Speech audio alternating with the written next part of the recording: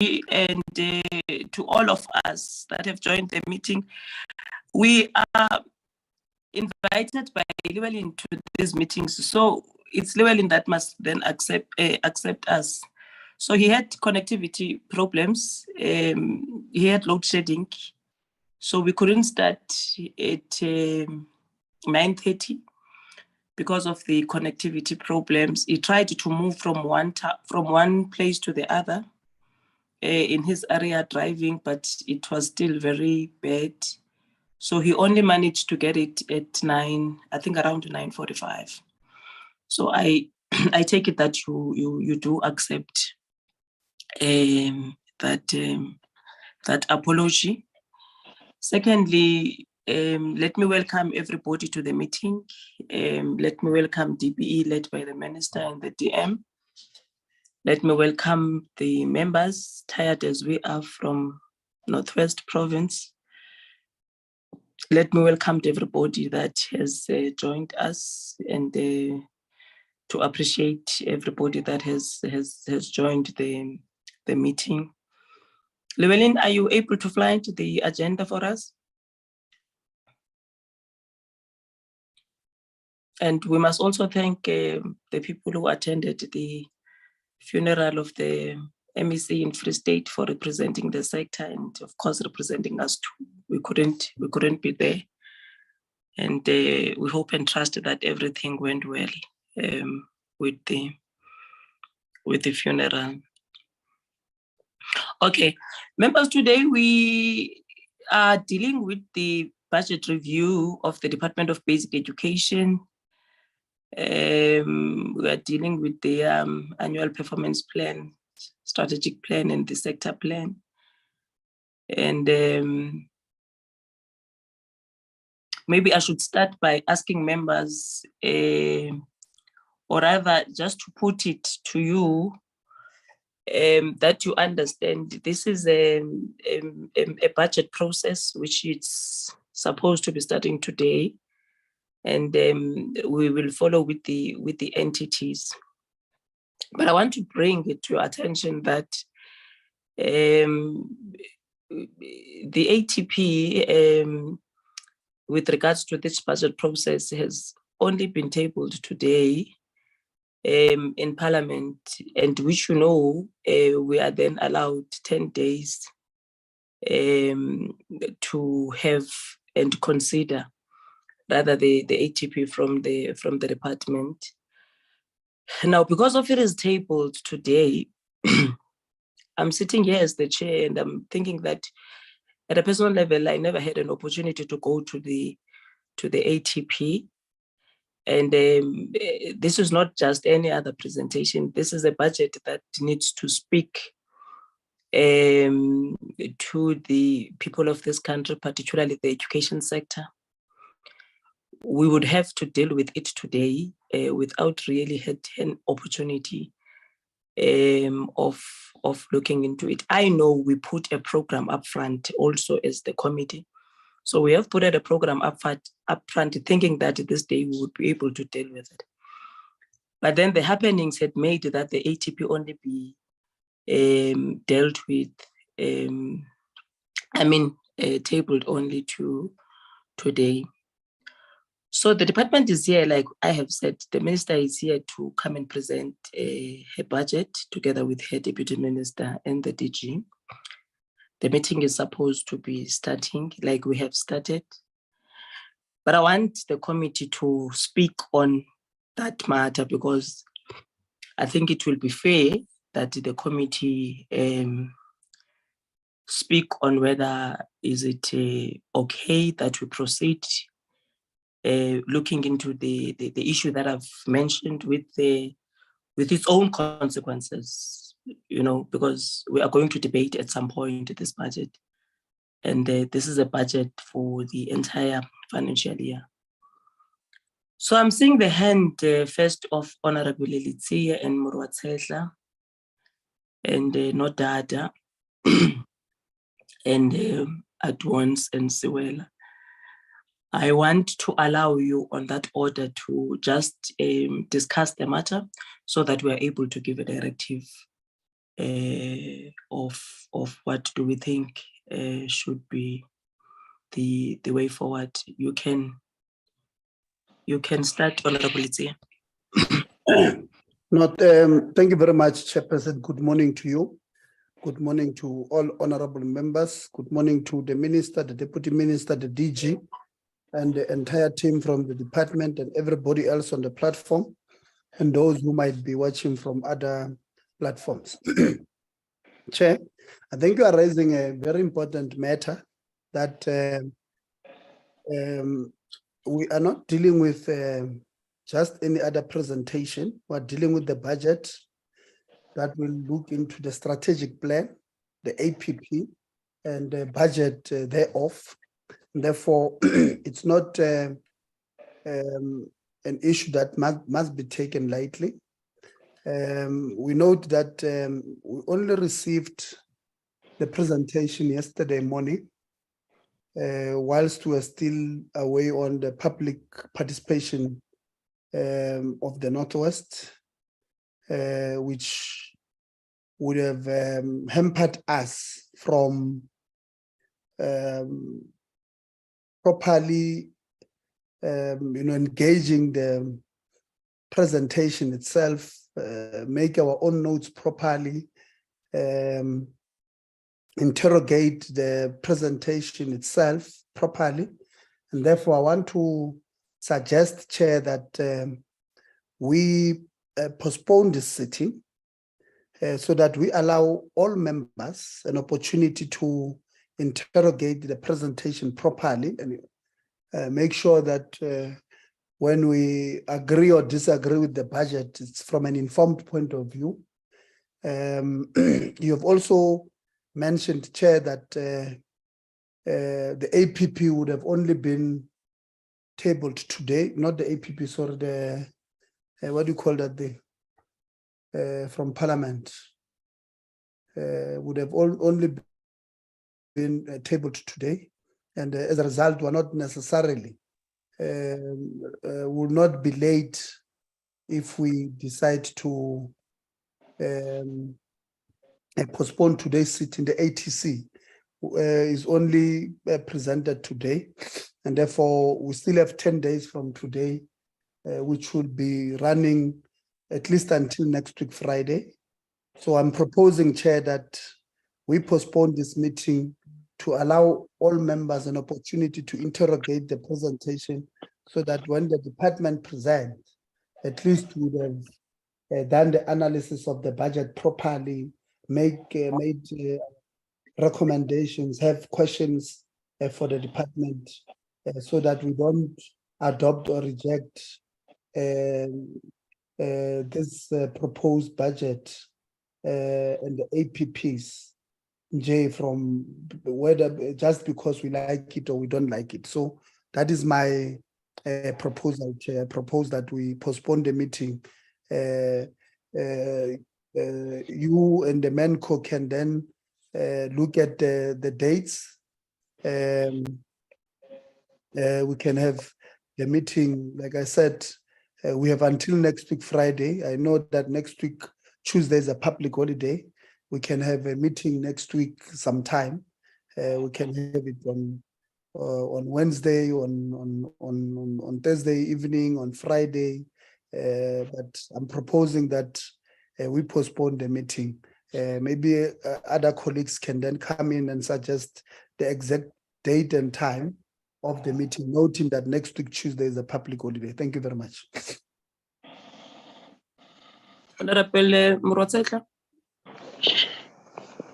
Honorable Chairperson and my colleagues in this all-important portfolio committee, the Minister, the DM, and Team Basic Education. Can I rise? I think Honorable Itziya is raising a very important point we cannot ignore. It's true that I've also realized that due to whatever technical reasons from the side of the department, the presentation some of us saw it only yesterday. So I would indeed say, realizing that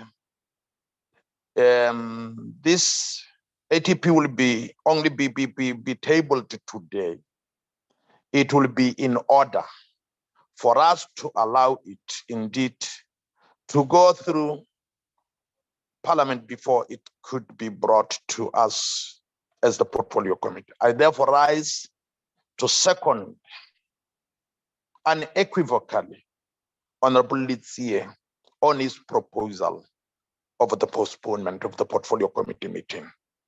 Thank you. Thank you, Honorable Notata.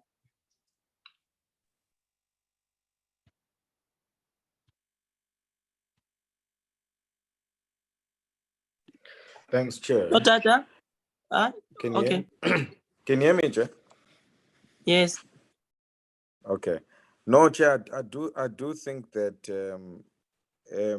as much as we had done quick research overnight and having slept to prepare for this meeting, I mean we don't mind the postponement so long as I think Honorable Itia kind of covered me, because I was going to ask what the timelines, because we also don't want to be pressured to go through the report and then having to prepare the views thereafter. You know, would be comfortable doing it next week sometime, but consider that Monday and Tuesday are already out, next week constituency day and ultimately public holiday, when we would then schedule that. But I mean, in principle, I do think that we need to get this type of documentation way ahead of time, because quite a lot of things that we have to go through and research and see what input that needs to be made. So I do think that if we do postpone, let's not maybe waste the opportunity for today, maybe to thresh out some things on the Bella stuff.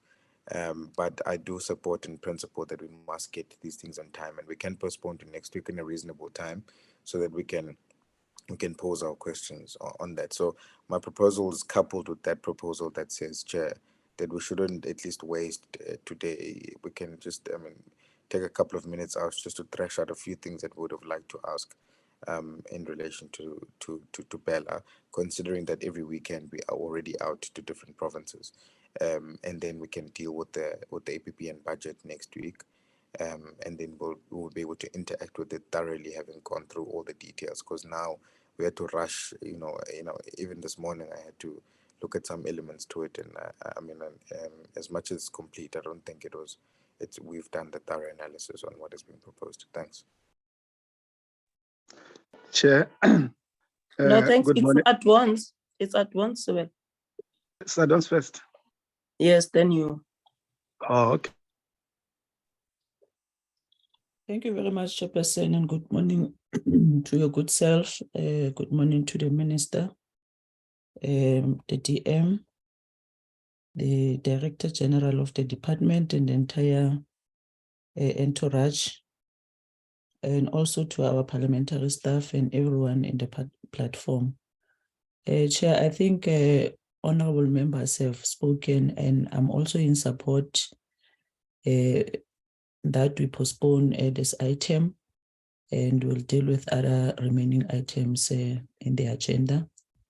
As we know that we have a standing agreement that we need to receive the documents in time so that we can prepare thoroughly for engagements. But I will also propose that, Chair, you look into the date of next week, Wednesday, in the evening, as we understand that some of the members in the portfolio committee also serve in other committees that are scheduled to sit on Wednesday. So I'm making a humble plea that we will look into next week, Wednesday, in the evening. Thank you very much, Chairperson. Honorable Chair, Swela. Yes, Chair, good morning and greetings to colleagues on the platform. Equally, Chair, without much ado, I support all the speakers who suggested that we actually postpone this meeting probably to next week, as Honorable Adons also suggested that look at the possibility of Wednesday so that we get these things done away with well on time. So I support the postponement of the meeting, Chair. Thanks. All right. Thank you very much to all the members that have made a contribution. I take it that the House agrees that, or rather the House suggests that we postpone the meeting for today. And without really much ado, I would want to say to you, Minister and the Deputy Minister, we thank you for coming to the meeting, DG and your staff as well. We thank you for coming, but there are procedural issues that you also know we cannot take for granted. And like I have mentioned that we are not just dealing with any other issue, we are dealing with a budget process. I take it that you understand where we are coming from. And for that reason, then we think that we must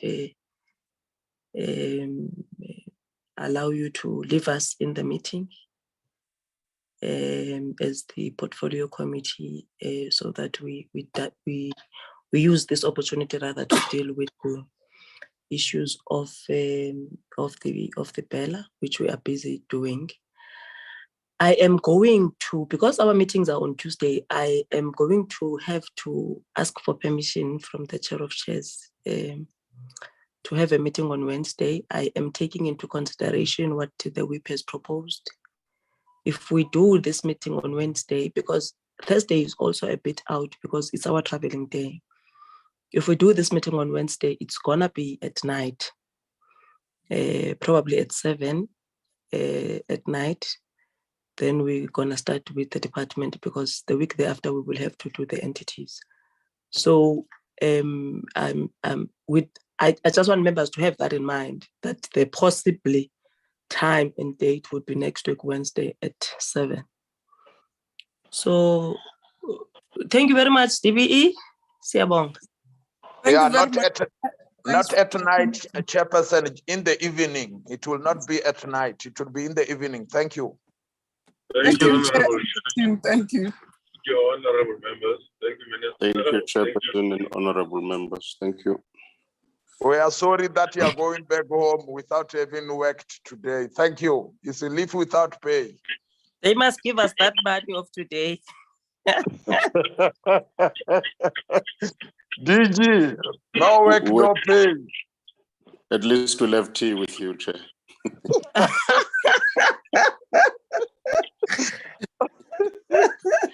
No work, no pay.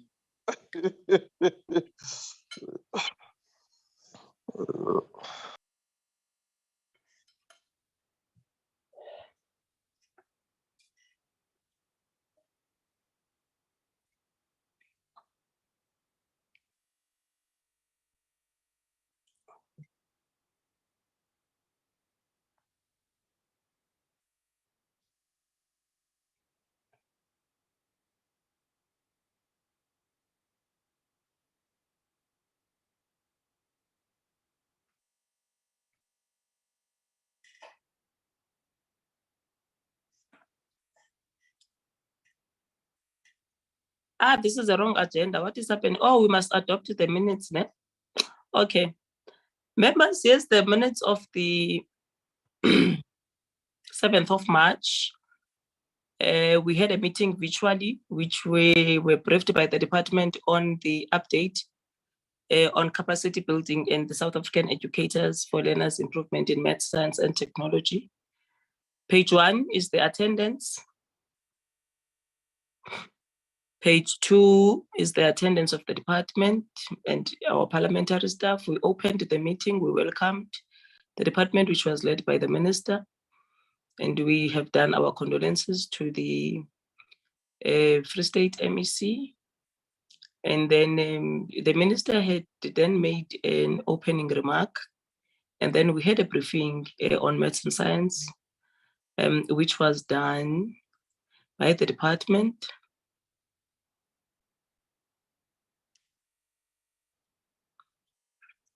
It was two presentations from the officials of the department, and then those were our observations.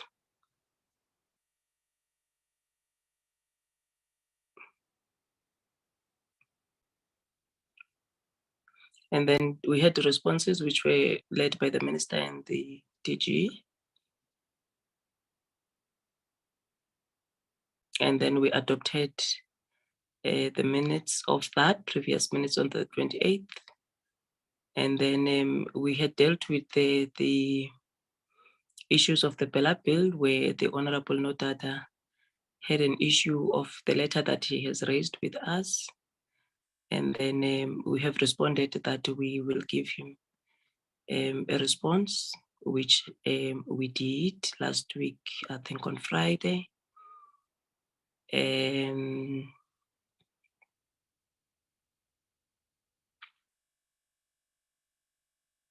then we just requested members to be patient with the issue of the public hearings. And then we adjourned the meeting at 12:20. Any corrections? In the absence, can we adopt the minutes?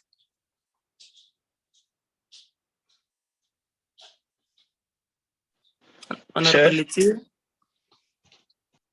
Thank you very much, Chair.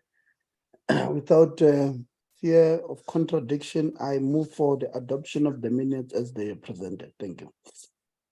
Honorable Adwans. I support, Chair. Thank you very much. Not that maybe we must give to you. What is it that you want to say on the Bella bill?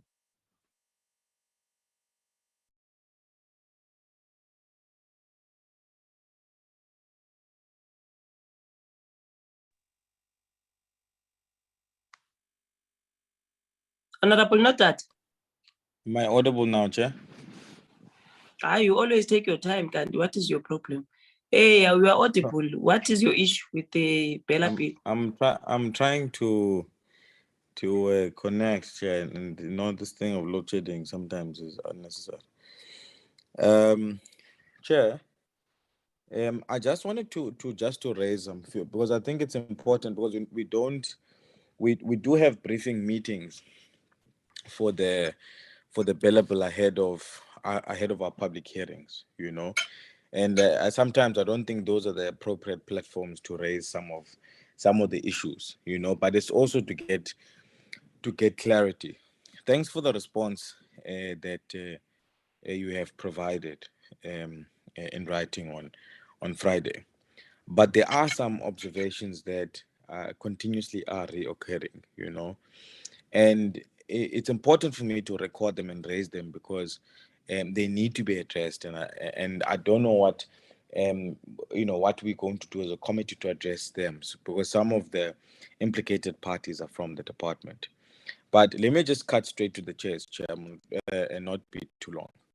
One, there's this continuous comms communication issue that we have from the department itself, you know, from district directors that continuously send messages that in two forms are one, misleading in terms of who can attend, and two, contain the wrong information in them, which is problematic, Chair, because it then curtails the true reason why we do public participation. I think it's something that we need to raise with the department. Secondly, you find that the same people participate. I was actually quite disturbed in Freiburg. You know, people that participate as if they are politicians, yet they are administrators in the process. And this is basically the department's proposed bill that we're processing, and you can't have your cake and eat it, and it's very important for us to be very careful about that. And I was actually quite perturbed, like I'm saying, with the district directors that participate in this thing. They're a part and parcel of causing some of the challenges that we have. So I'm just raising it as a concern, Chair, that needs to be addressed with the department. We obviously want this particular process to be successful. None of us want this process to fail, but we want it to be done in the right way. The second thing is that obviously the proposed billable comes from the department, and they are obviously going to defend whatever they need to defend to get the bill to go through. But let the public apply their minds whether what is concerning to them and what is is it that they support, without them being influenced in any way. And it's just a manner in which we run those processes. And it's important, Chair, because if we influence people in any way, it may be problematic. And I think I needed to raise those issues with you. The last thing, Chair, is that based on the response that I have received, there are some elements around these postcards and placards that I'm not satisfied with. And I'm going to respond to you in writing. I'm not going to waste your time here on that particular issue. But I think that issue is going to be long-standing for me because, there's some things that are not thoroughly clarified. And just to say to the committee generally, we need to make sure that this particular process is not dented or influenced in a certain direction. And I've seen that. And, sometimes we sit there and keep quiet because we don't want to disturb the process. But let's make sure that we run this thing in a manner in which the public has their say without them being influenced otherwise, but making up their own mind. They have their own brains. They can individually think for themselves. And let's not put them in a precarious position where they feel they need to say certain things because it may appease the crowd or might appease certain people. Let them speak their mind, and then we'll take it from there. Thanks, Chair. Honorable Sukars. Yeah, good morning, Chair. Good morning to the committee, my fellow members. Chair, I just wanted to reiterate, I think, some of the points that was made by Honorable Nodada. I think we appreciate the fact that our public hearings are a reflection of South Africa and its diversity. And I think we can never forget that actually as leaders and as parliament, we are addressing the whole of South Africa in those meetings in some way or the other. And it is as parliament, and as oversight over the department. The concerns that I had in the hearings had to do with the fact that the department is allowed to interpret the bill for the public. Now, this is not, the committee is not the department. The committee is parliament. It is for us as committee to interpret and to hear what people are saying concerning the bill that this department has now handed over to the committee. And I think that delicate process we need to maintain, however difficult it may be. I also think that in terms of the hearings, the rules of parliament applies when we do have a hearing. And it is a very difficult balance to strike, and I have to commend you for keeping calm in circumstances that could, become explosive. But it is important, Chair. So I just wanted to highlight that. I think the role of the department must be managed appropriately. It is extremely political for an administrator to stand up and make that. And it did add to the atmosphere in the hall, because it then becomes without nuance at all. And I think one needs to be very careful of those. That's all that I just want to add in terms of that. But the department cannot tell us how to interpret a bill. They cannot tell the public how to interpret their bill. This is now the portfolio committee that's on the road, facilitating the process on behalf of Parliament. Thank you, Chair. Honorable Muratel. My chair, once more, together with my fellow colleagues, good morning. Maybe it's a question of either interpretation or misunderstanding from some of us. Number one, we are on a mission to conduct public hearings as a portfolio committee. And this is the bill coming from DBE. And the same parliament which we are representing as the portfolio committee,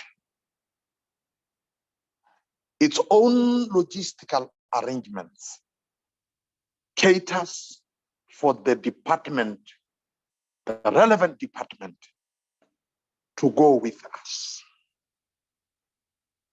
We are representatives of different political groupings,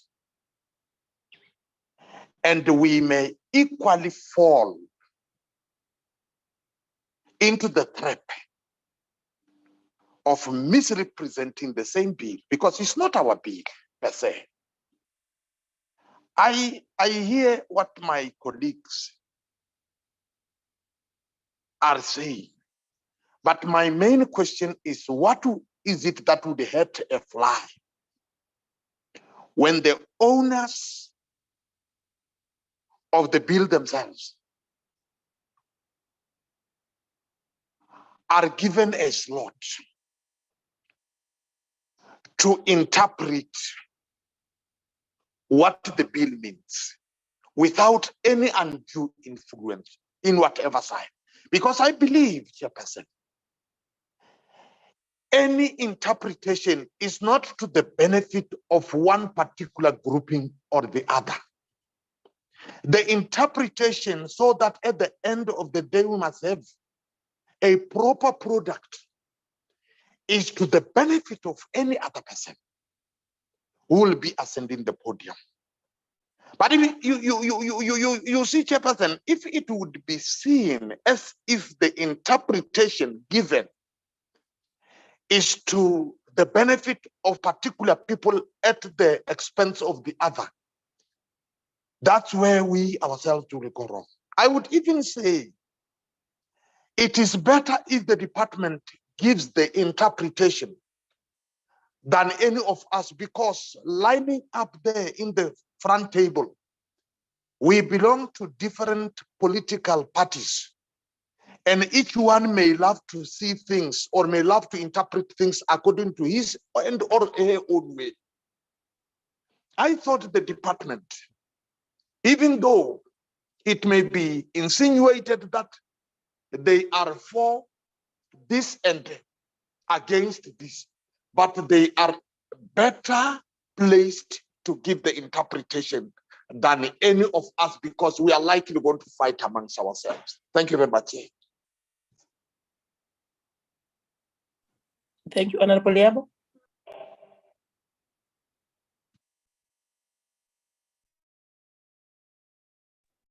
Thank you very much, Honorable Chair. Let me comment on the public hearings also. Excuse me, and start by saying that the public hearings are as a result of the way our constitutional democracy is wired, to allow for citizens of this country to air their views on a particular bill presented to them. And as a result,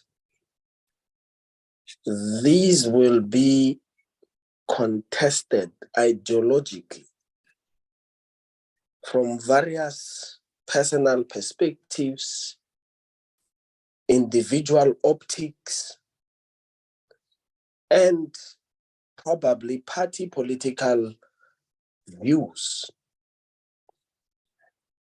But never should we think that this process will be devoid of such. At any given venue, any given geographical setting,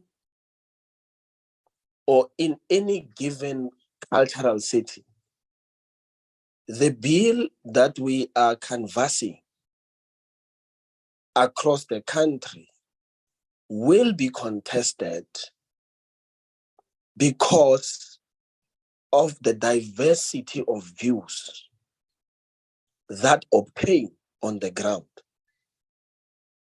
Having said that, it is therefore improbable to limit individuals on the basis of their occupation not to comment on the bill, because this is the complexity of a multifaceted life we live. In one instance, I am a parent myself. In another, I am a member of parliament. In another instance, I am a political leader. In another, I may be a patron in a church. And so when I come to a participatory process of this nature, my individual rights can never be prejudiced because of the complexity that I've just explained. And so when a director speaks as a parent to a child or children who go to school themselves, we cannot prejudice against an individual on the basis of their occupation. Our duty is to go and listen to the citizens of this country, regardless of their race, color, creed, religious persuasion, political persuasion, or otherwise. This is the beauty of our democratic order. And we cannot buffer views of individuals as they present them in a public hearing by asking as if they are filling in a form which seeks to determine statistics. Who are you? Where are you from? What race are you? What religion are you? What soccer team do you support? Etc. etc. We listen to each citizen of this country without prejudice. And I say, Chair, the point that you have been running these sessions and as a team together running these sessions with that outlook, it is deserving of applause because we have not prejudiced against anyone. In actual fact, we have put our foot down against those who want to influence the views of others. Similar to the case we saw in Freiburg, where a mother wanted to whisper into the ear of the child what to say, where you said, no, allow the child to speak her views. Don't influence her views. I'm surprised that such an incident is not raised. But you have been very fair to allow each individual to air their views without fear or prejudice. It is a contested bill. We can never run away from it. There will be a contest of views. There will be a contest of opinions. There will be a contest of ideological leanings on it. We can't prejudice on this or that criteria which is not available within the ambit of the Constitution. citizens of this country are allowed, young and old, to contribute to the lawmaking process. It is by design, our constitutional dispensation and how it's constructed that it shall be so. And so, Chair, let us proceed to listen to all and sundry without prejudice, without praising this or the other on the basis of our own personal or political leanings as leaders or members of parliament in this committee. Let us allow the process to unfold as it is, so that we are not caught wanting as a committee for seeking to censor certain views because, or certain citizens of this country because we don't like their views. Thank you very much, Chair. Thank you. Honorable Adwans. Thank you very much, Chairperson. I think Honorable Sukels raised the hand before me, but it's fine. But I would also want to align myself with the Honorable Yabo, because if there are people who are conflicted in this process, it's us honorable members. We saw some of us going down to the stage, meeting with members of the public. Are we supposed to say those honorable members were influencing the process? Because we saw them as we are sitting in the stage. So I fully agree with the process, the way it has been run, Chair. I think we are on course, the way you conduct the meetings, and really you are fair to everyone. Hence, there's also a space for those who cannot speak to also fill in the forms. But we cannot allow our individual feelings when we are not happy with certain outcomes, that they don't favor us, and then we come to the meeting and want to cry foul.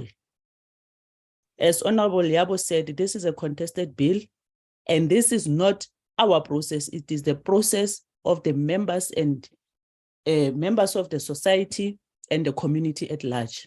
So we cannot pick and choose who's supposed to participate and not. Who are we? Why is it us who's supposed to interpret the bill? Imagine the chaos that we are going to cause. We'll collapse our own work that we are putting forth, and we're doing very good.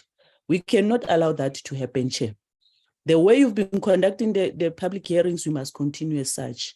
I fully agree with Honorable Yabo. Thank you very much. Honorable Secretary, is it a legacy hand or are you coming No, back? Chair. It's a new hand, Chair.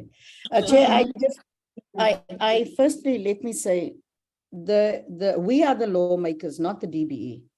It is us that listens to the public.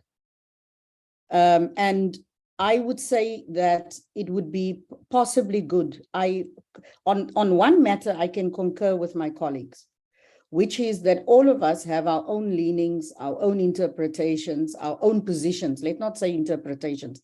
Let's leave that out and say our positions. For that, there is sensitivity, and I do believe in our committee, there is the maturity as well of understanding. And it is also the way in which you lead, Chair. So this has nothing to do, my comment earlier, in terms of our views, the manner in which you chair, none of that. I think it is, we are united in the fact that we are behind you in running this process, and we have confidence in your leadership as our chairperson. There's none of that questioned whatsoever. The issue is about the integrity of the process that we have. And I am thankful for what Honorable Adwans has said now, and Honorable, my previous colleague has said around being sensitive to our own leanings. I fully accept that.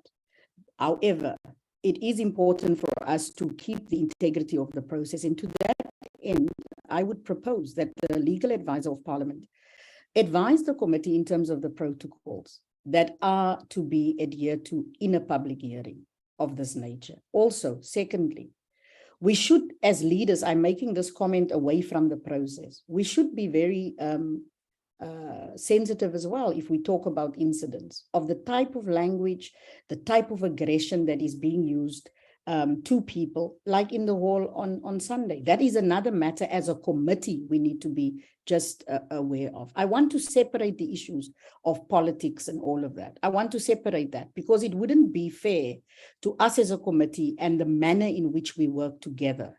For I do not see that as an obstacle in this process at all. The members have a great understanding of one another, has respect for one another's political positions. That is not the issue. The issue is about the integrity of the process.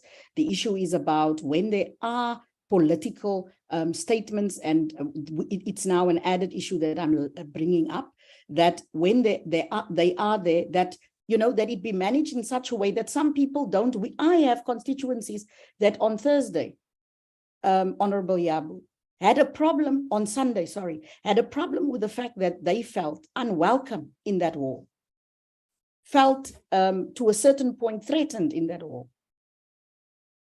So that's an added issue that I just want to bring to the attention of members as well. But in terms of the integrity of the process, it is very important. The DBE is offering interpretations. The advocate stood up and said, it's a fallacy. You cannot tell people how they must interpret the bill. You can't. They have had documents in front of them. They have looked at what has been given to them, and they are interpreting that bill. You can't stand up now and say to them, you cannot say partial, or you must just support or not support. You can't do that. The DBE can't. So this is it. I'm saying that. But I will say this, the DBE is offering their interpretations of the bill. Is the DBE willing to have these interpretations taken as binding in court? If not, they should not speak. They must tell us, are they prepared for their representatives, whoever they are, who stands up in the name of whatever position they hold? Are they willing for those pronouncements, interpretations to be binding in court?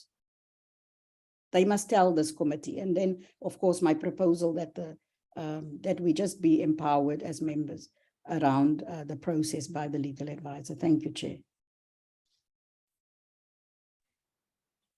Thank you. Honorable Notata, are you coming back? Yes, Chair. Chair, first of all, thank you for the opportunity to ventilate these issues. I mean, it shows the level of maturity and the chairship that we have. And I keep on saying this, in public and private platforms. I just wanted to say that Honorable Sukas has covered the last part, and I think maybe Honorable Yabo may have interpreted me wrongfully. To say that, if we call the department to say, hey, Dadunlebe, please come and clarify this.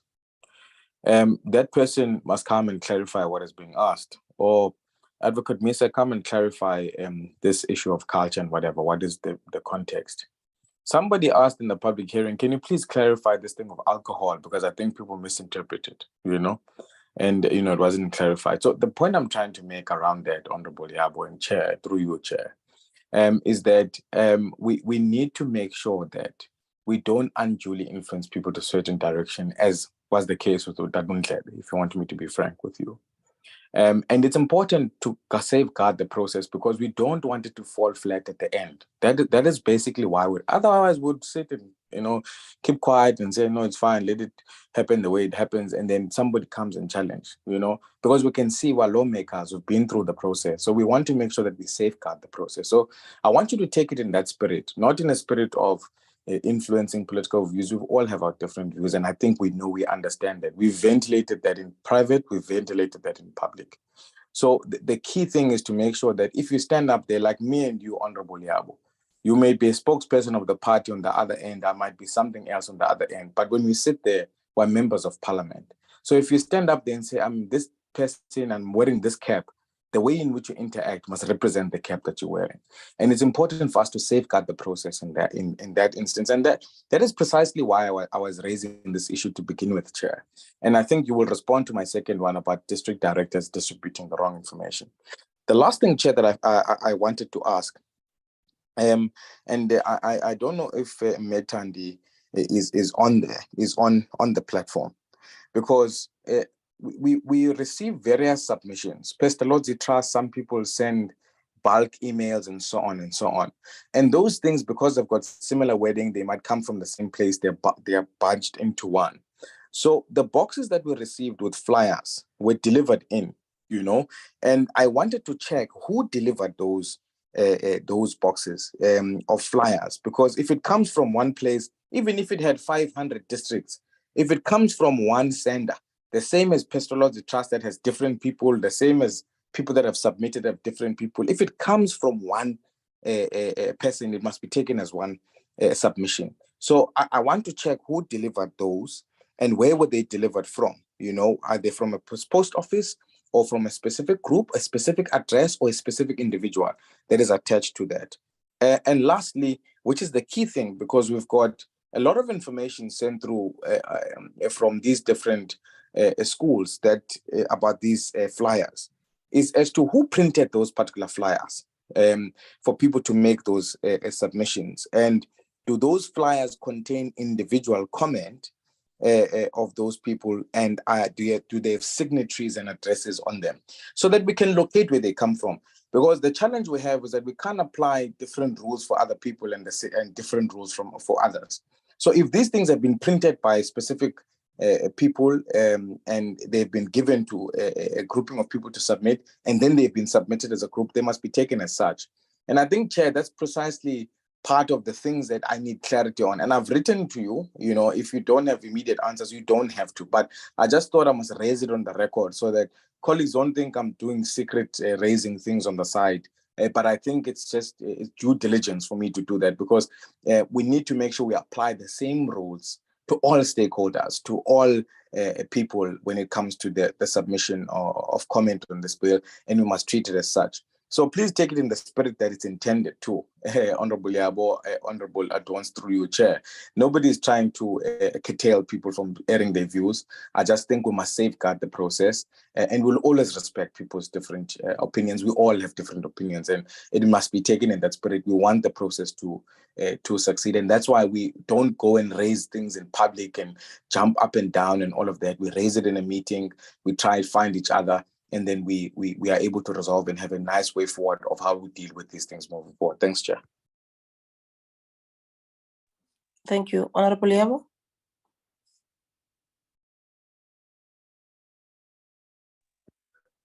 Thank you very much, Honorable Chair, for the opportunity to put in my 2 cents worth again. I wanted to speak to a trend that one has observed in these public hearings. And I think Honorable Nadada might have touched on it, although from a different perspective. There are people who come to these hearings and they want to submit bulk forms or bulk comment forms all at once. And it's something that I would like to raise so that it is attended to. I saw that in the previous public hearing, Chair, you addressed it, something I appreciated personally. But I would like it to be a standard part of your opening remarks, that people must understand that they can only fill in one form per individual. And they can't do this whole bulk thing that they have been doing, which is something we have observed from Limpopo. So I'm just saying, Chair, in the interest of making sure that the system or the process is not abused, people must just know that they have to fill in one form and they must identify themselves clearly, and that the table staff will not accept submission on behalf of another, unless, of course, it's exceptional circumstances. Perhaps in the instance where someone is bedridden or they are disabled and immobile. But other than that, I don't think we should accept that people should submit these forms on behalf of others, because it then taints the process and it subverts its purpose. So that's all I wanted to say at this point, Chair. Thank you very much. No, thank you very much, members. And I'm sure you've noticed that I have tried as much as I can to allow all of you to ventilate and speak on the issues.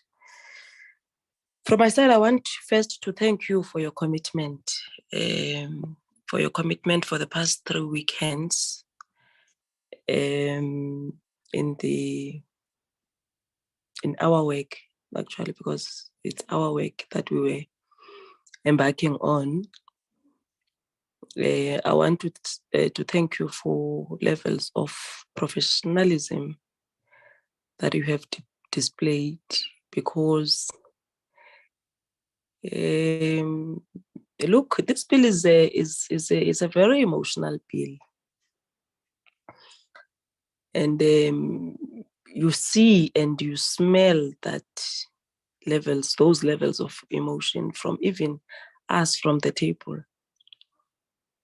You can see the anger when things don't go our way from ourselves too, and I'm appreciating the level of maturity actually that you are displaying. You might have noticed that in Limpopo, I chaired the first 2 meetings because I think that way, one in a way was trying to say this is how we need to pull through, comrades, and without really saying it. And if comrades would be honest enough, they would be able to say that we are trying from our level best to be fair to each and every citizen.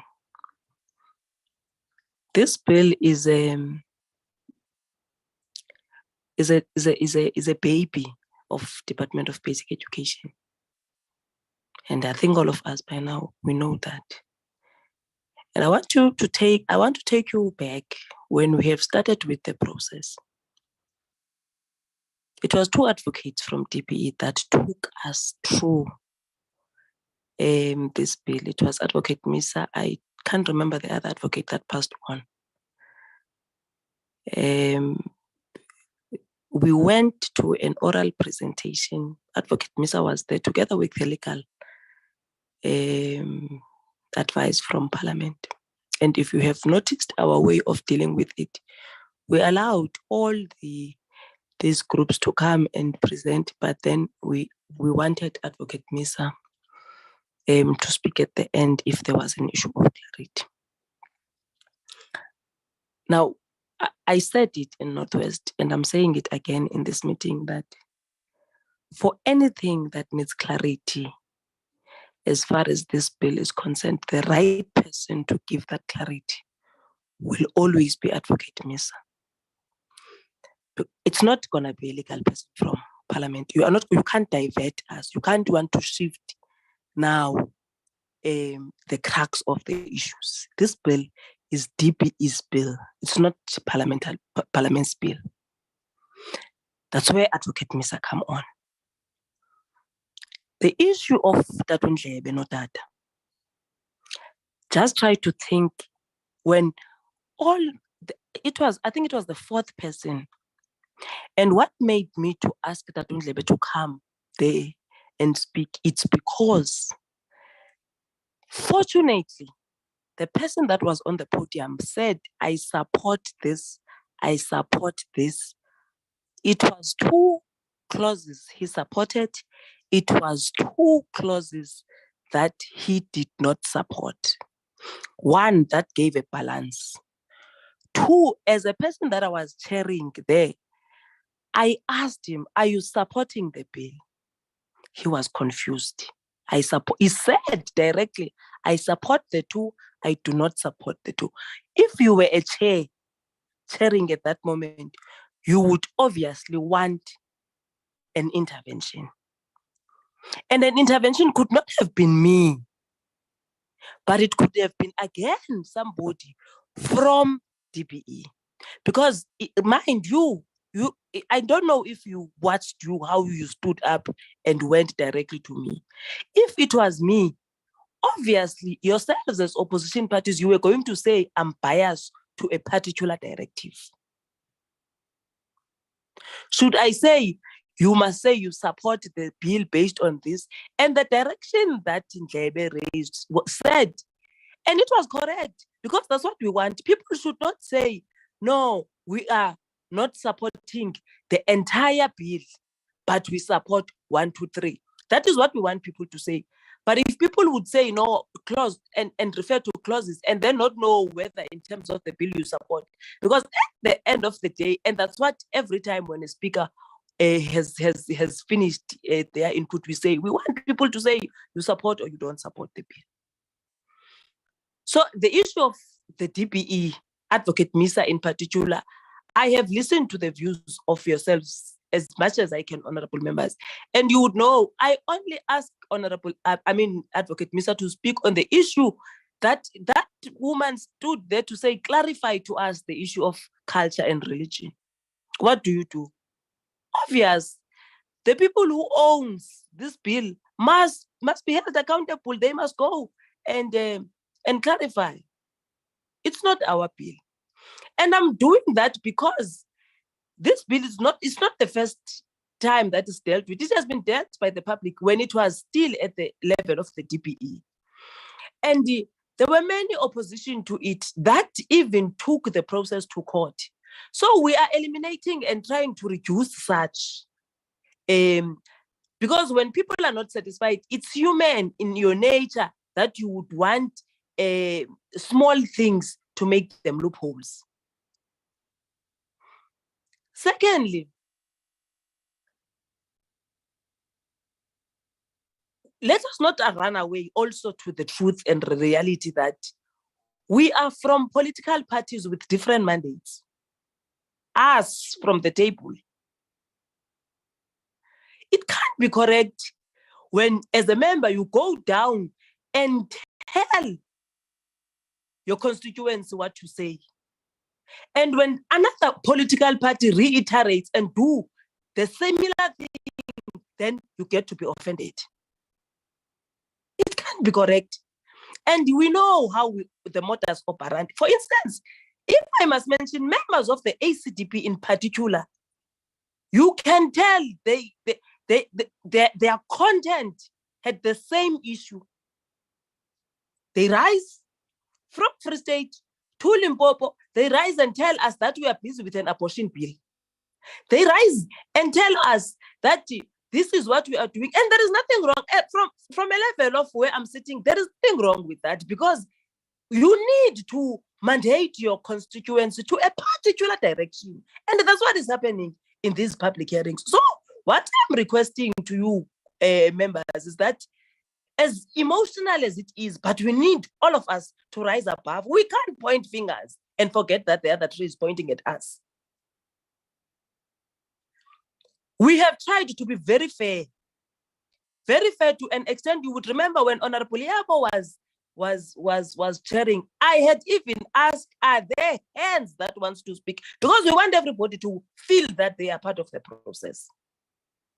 Because we don't want to feel anybody saying, no, they have left us whilst we have raised our hands. We want everybody to say, no, we have been satisfied by the manner in which these public hearings has been conducted. Should Mam Angie, as the custodian of this bill, go to a public hearing and raise her hand and wants to speak, I would allow her to speak.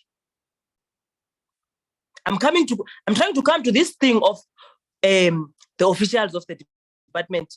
This is a public hearing which we say we invite everybody irrespective of who they are. You can't say when there are officials of the department now there, they must not speak. Officials of the department, they are first and foremost citizens of this Republic of South Africa. So even if the minister can be there, the deputy minister can be, even the DG for that matter, should he want to speak, I would allow him to speak. The only people that will not speak are the ones who are sitting at the table where I'm sitting. For everyone else who wants to participate, who is not there because must give a support to us necessarily, then those people must be able to be allowed to speak. And there, we must agree to disagree, honorable members. Our approach, all of us would want them to favor our mandate.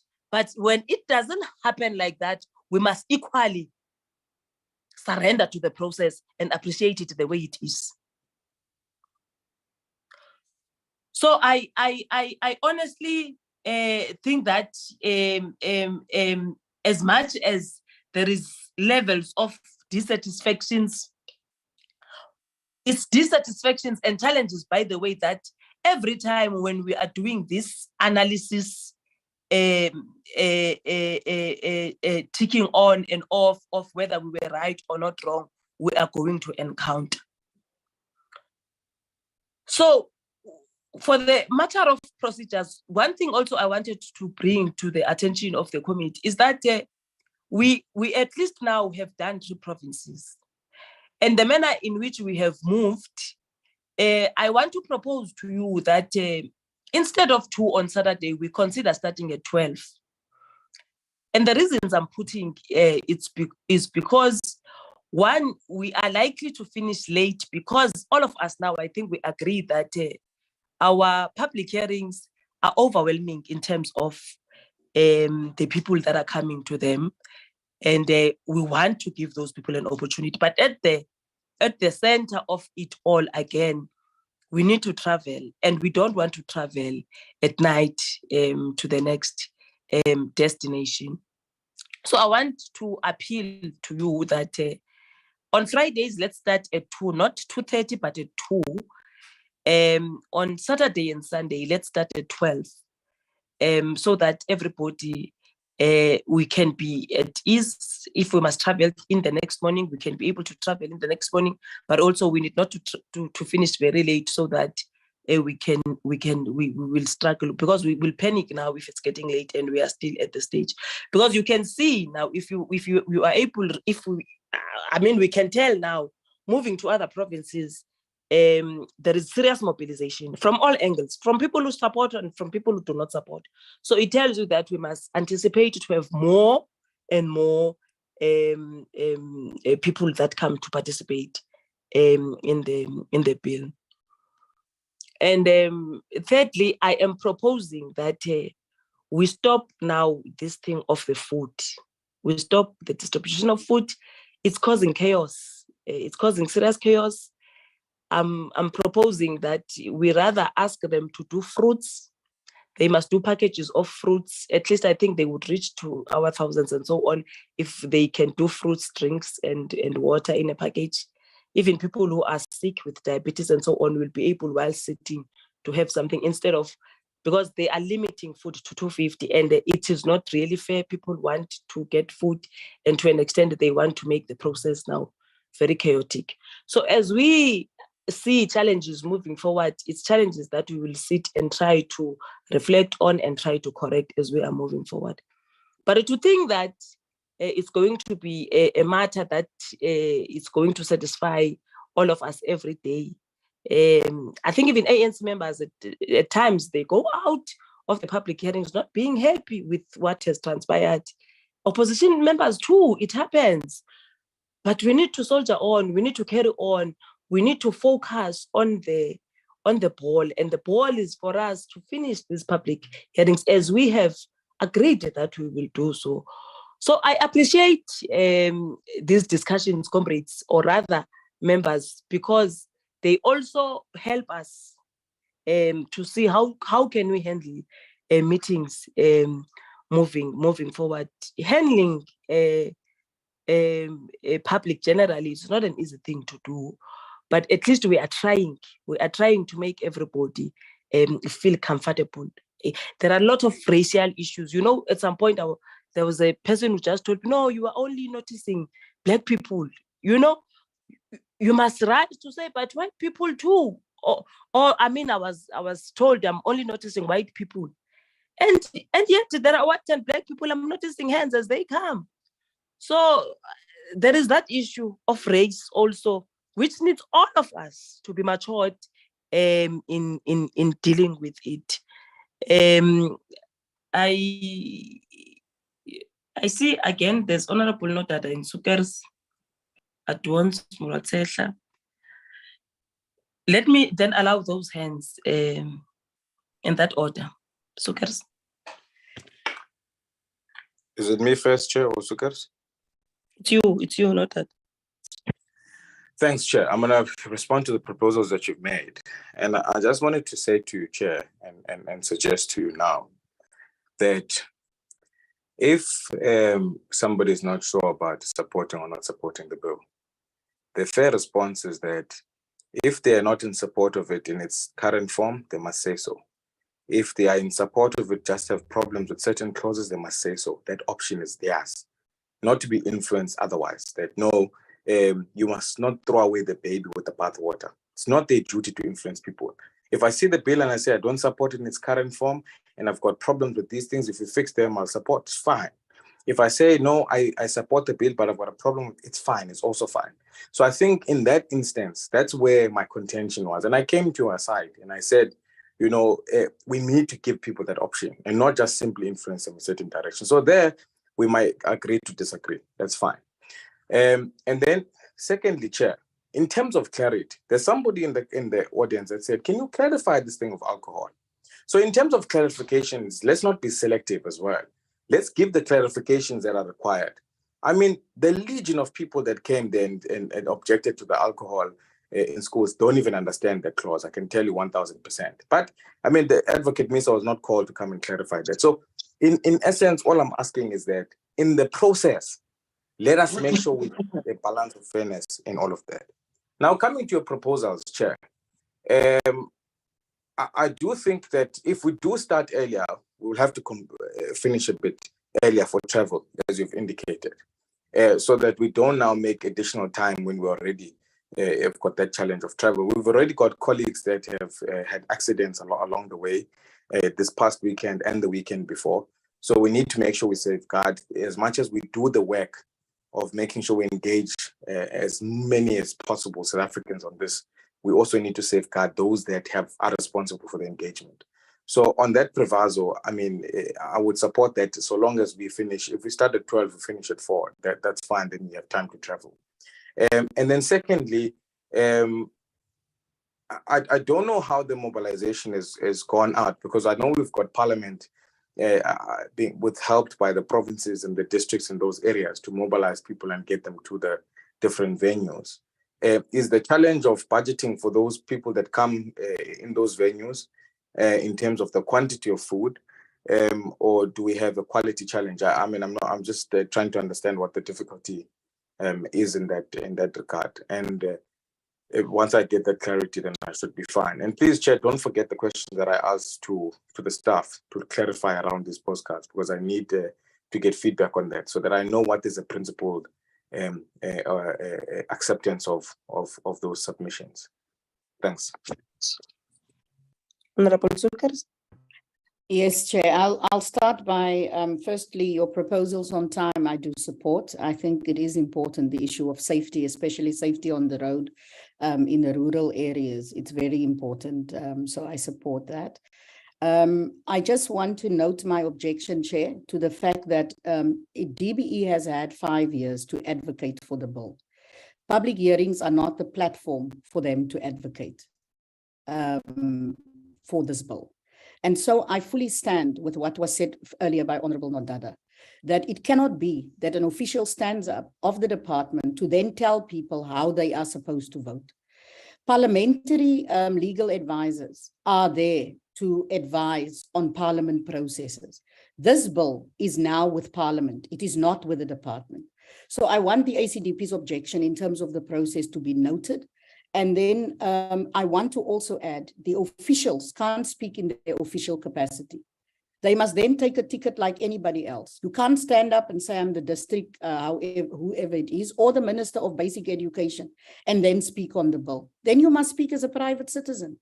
Those are the comments that I want to add, and I want to strongly object to the fact that the department can stand up and advocate and there solicit support for a bill in a public hearing that is a parliamentary process, that is there to hear the views of the public and the interpretation of the public of a bill.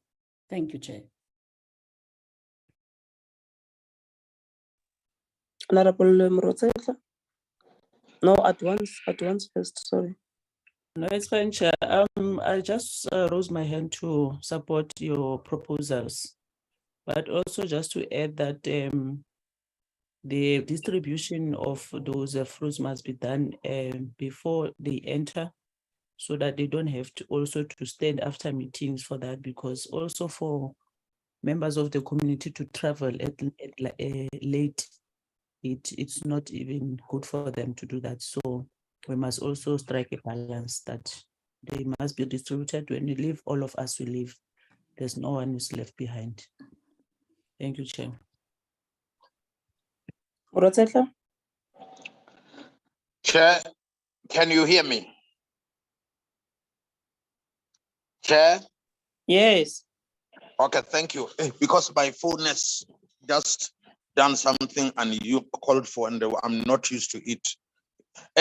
Look, Chair, I think let me start with the easy one. Your proposal with regard to the lunch boxes, it's supported and further supported to the extent whereby the whip or Honorable Aduans it's putting that let all those be distributed at the entry point. It shall assist for others to have unnecessary duplications, queuing once, more than once, twice, thrice, and all the like, and causing havoc at the end of the hearing. The issue of time also supported, Chair. You are a visionary. We don't want to lose people anymore, and then by traveling during the night and fatigue. Number 3, I don't think we have got a train smash. This is one of the most viable and vibrant portfolio committee where we air our views, whether differently or in agreement. And this is what you should expect, Chairperson, because you see, we are not yet in heaven here, where there will be a monopoly of views, the monopoly of singing, the monopoly of dancing. No, we are not yet in heaven. It's a long way to heaven. And therefore, we appreciate the fact that you accommodate all and sundry views. But now, you see, realizing what is being said, especially by Honorable Sukers, and I would say going forward, Chairperson, then it means, because it appears to be said we are the custodians when other people like myself were seeing things differently. We will caution you when people appear not to be understanding. We will caution you so that you rise up as the chair and clarify. We cannot have a situation where a person rises up and say, I disagree with the two clauses, and then I agree with the 2 clauses, and thank you, that is my input. What is that? The bill has got more than 50 clauses which have to be amended, or which are proposed to be, they should be amended. So if you agree with 2 and disagree with 2, and you want to go and sit down, what exactly are you communicating? We will be not doing our job if we allow such inputs and we say we have done public participation. People must know, it must be said even from the onset, whoever will be chairing, that people, we have got a bill with more than 50 clauses, which the department has brought to us, which must be amended. When people rise, in the end, they must say whether they agree with the bill, but disagree with the following, or they don't agree with the bill and agree with the bill. I hope if you put it in that fashion, nobody will come back and cry foul.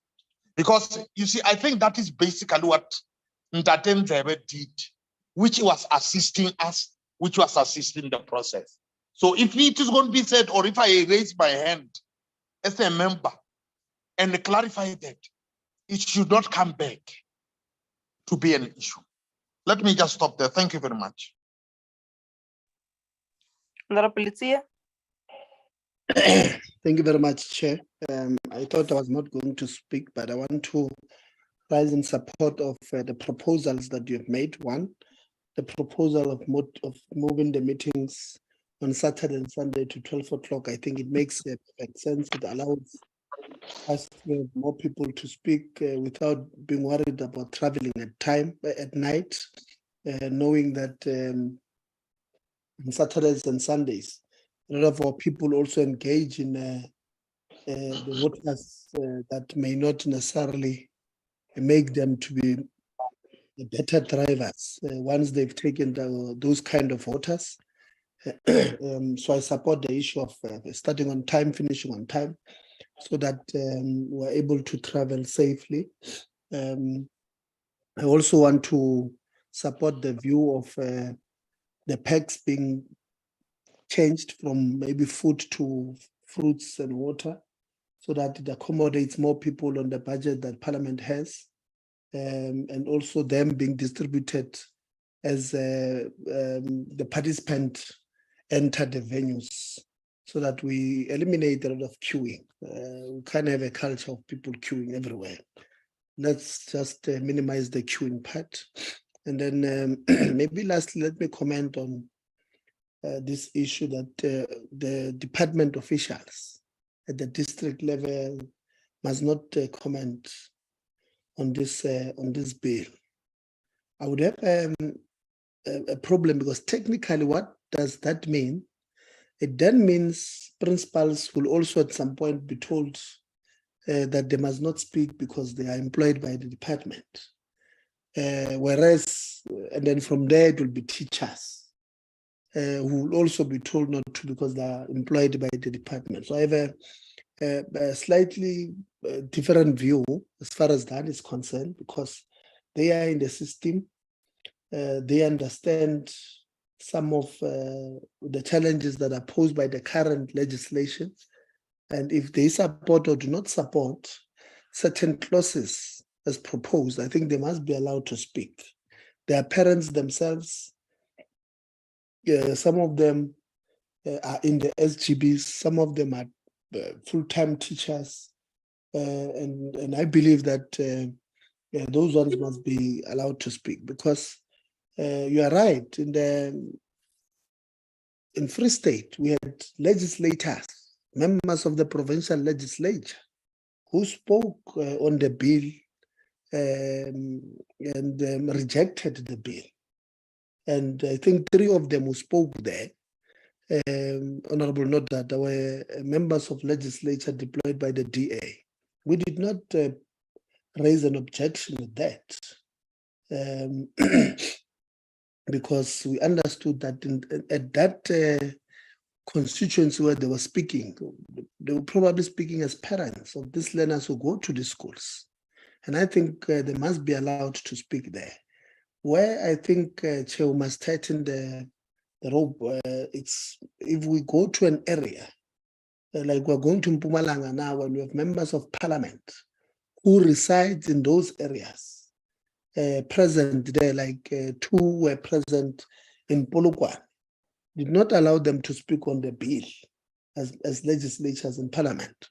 Maybe we must then agree that only legislatures must not speak on the matter, but if somebody happens to be an official of the department, whether as a teacher, principal, district, whatever who's employed there in the district, that they must be allowed to speak as members of those communities, as members who are affected by the proposed legislation in terms of what this bill represents.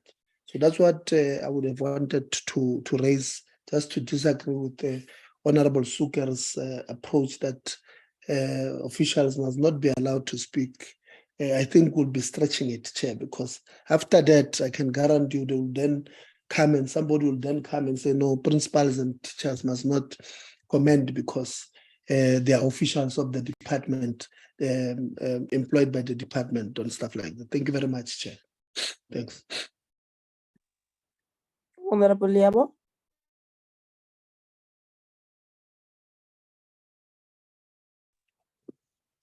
Thank you very much, Honorable Chair. I just wanted to speak on the issue you touched on around traveling during safe hours, and to really be grateful that in the two incidents that would have happened, we did not have any fatalities with our support staff, and just extend the gratitude that they were not harmed fatally. So I would like to appreciate that you took the initiative to make sure that we travel during safe, reasonably safe hours. Of course, accidents happen even during the day, but the consideration that you've taken, we definitely appreciate. Other than that, I want to support the proposals you've tabled before us, and that it is welcome that we try and stretch whatever budget is available to cover as many people as possible.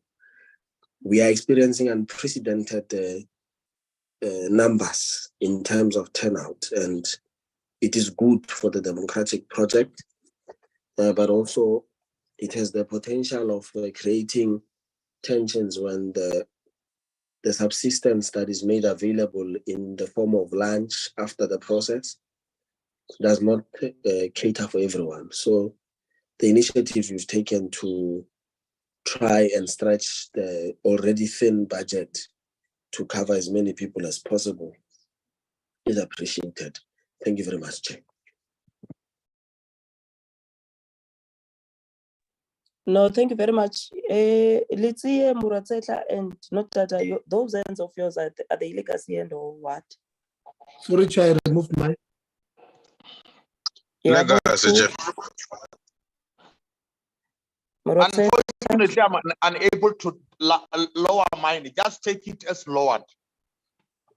Oh, Motim. Okay. This thing of technology is difficult. All right. No, I think we have made reflections. Honorable Notata, we are going to respond to you again with on the questions that we have raised. I think the staff is here. They've taken note of your questions. We are going to respond again to your questions. We do not necessarily have the answers ready with us now.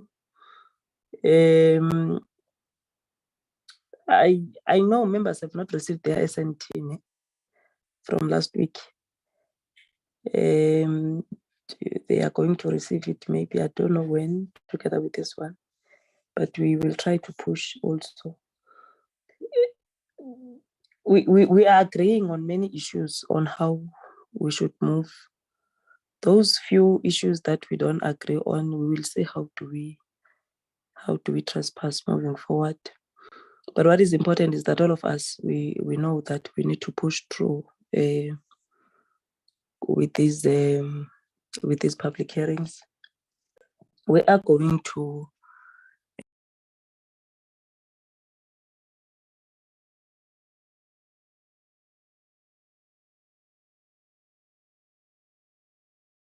You are muted, Chair. Chair, you got muted when you said you are going to mute. Can you hear me now? 100%. Okay. Yes, so we are going to Mpumalanga. You are Chair, muted. you're muted again. Technology. Okay, we are going to Mpumalanga this weekend, and I think members have made, they've told Llewellyn whether they are going or not. We will be sleeping in Mpumalanga on Thursday. Friday morning, we are going to have again a preparatory meeting like we normally do of Mpumalanga, which is gonna help us to know what is happening. I must say, I think there's someone who have raised the issue of mobilization. We expect Parliament to have their public education, the PEUs units, the public education units, people in those areas. And actually, they are the ones that must help us to even eliminate these tensions when we get there. So we hope that they are there. If they are not, I have not been informed that they are not there. So I'm trying to say, let us get ready for Mpumalanga, and we are going to see each other hopefully Thursday night with the people that will be in Mpumalanga. But up to so far, generally, I think we have tried to handle everything. Like I am saying, we must anticipate a lot of tension among South Africans moving forward, because Nati, we can see the more we move to provinces, the more people participate, the more people come with different contents, the more people come with different interests, the more there is people are being provoked, by what comes out of the public. But we need to hold on. We need to hold on to the process, and we must be able at least to finish the process. As for anything else with regards to traveling and whatever, members, of course, will be speaking with Llewellyn till we meet on Thursday night. We are adjourning now this meeting. Long live the chair.